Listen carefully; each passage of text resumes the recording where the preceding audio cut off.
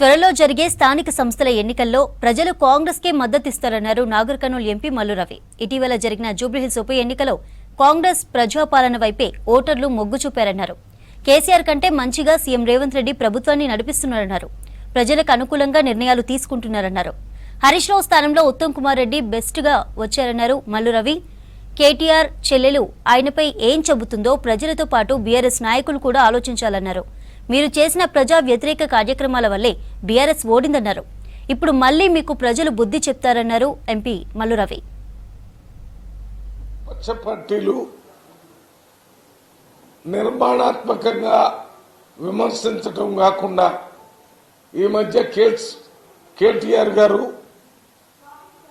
ఆయన చేస్తున్నటువంటి విమర్శలు 5 లక్షల కోట్ల రూపాయలు భూముల్ని ముఖ్యమంత్రి రేవంత్ రెడ్డి గారు వేరే వాళ్ళకి కట్టబెట్టారని చెప్తున్నారు. ఆయన మాట్లాడేటటువంటి భూములు ఇండస్ట్రీ వాళ్ళకి ఇస్తే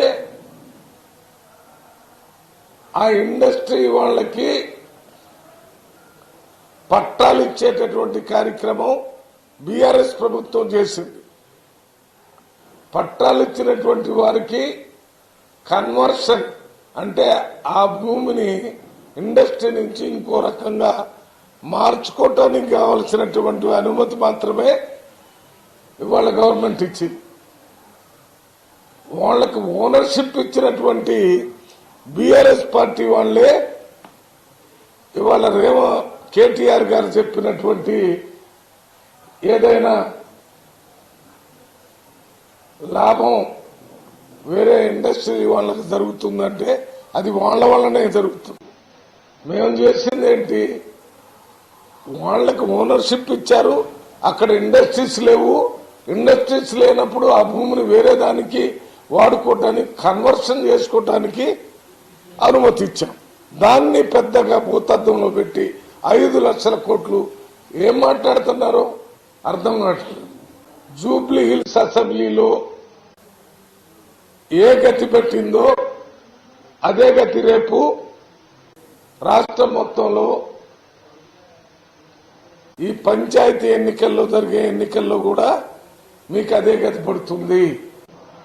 మీరు ప్రజలతోని డిస్కనెక్ట్ అయ్యారు. మీరు ప్రజలతో సంబంధం లేకుండా మీ బీఆర్ఎస్ పార్టీ అంటే కేసీఆర్, కేటీఆర్, హరీష్ రావు ఇంకా ఒకళ్ళిద్దరు తప్ప అసలు రాష్ట్రంలో ప్రజలకు సంబంధించిన సమస్యల మీద